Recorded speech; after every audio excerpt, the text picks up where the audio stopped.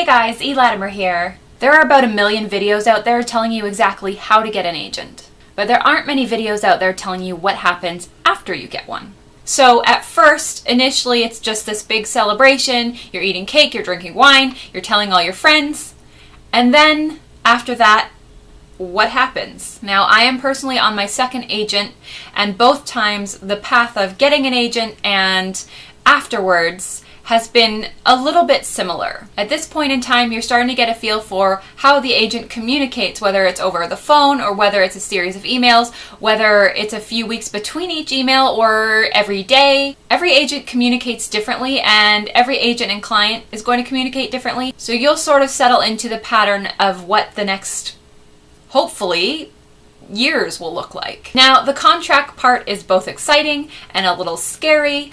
If you're like me, you're not 100% sure of what all of it means. You can either get a handshake agreement, which means that it's just kind of a spoken contract, or you can get an actual paper to sign. If you're getting an actual contract, which is more common, I believe, you can either sign for the one book in particular, or you can sign for novel-length works in general. Most agents are very, very flexible. They want you to have a good experience, and they want this to be an awesome relationship between you and the agency. So they're not going to screw you over or be really stubborn about things, but it's always good to ask questions if you have them, if you're not sure about something in the contract. Don't just sign it if you're not sure about something or something rings alarm bells for you. Definitely email the agent and ask them, hey, what's clause B6? What does it mean that you get my firstborn child? Next, your agent will send you edits. They can take a month or even up to a year depending on how extensive the changes are. After you're done your edits, the next step is going on submission.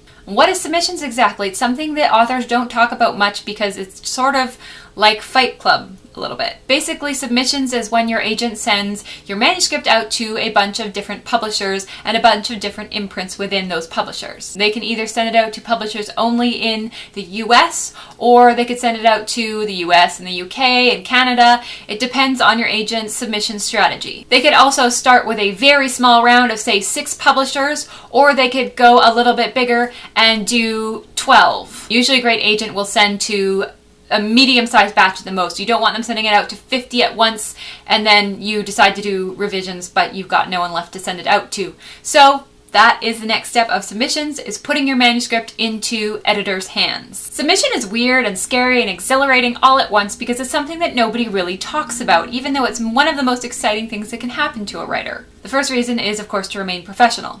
You don't go around blabbing about who's rejecting you or who's reading you simply because publishing is a competitive business and you don't want to give anything away that you're not supposed to. Second of all, the reason you don't want to talk about being on sub is, say that you're on sub and you do a video today and you post it, and 8 months down the line, a editor you've sent your manuscript to finds that video. And so they say to themselves, wow, this person's been on sub for 8 months, meaning I am one of the last ones they sent it to. I was the last person they were interested in. The other thing they can think, which is possibly even worse, is that nobody wants this story. So what happens after submission? Hopefully a book deal.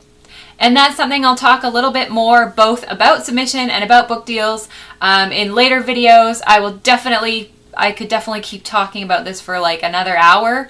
So I will definitely be doing more videos both on the WordNerd channel and on my own personal channel about the process and what goes on behind the publishing curtains a little bit more later down the road. Don't forget, 7:30 Eastern Standard Time on Sunday, the WordNerds have our live chat, and we would love to see you there.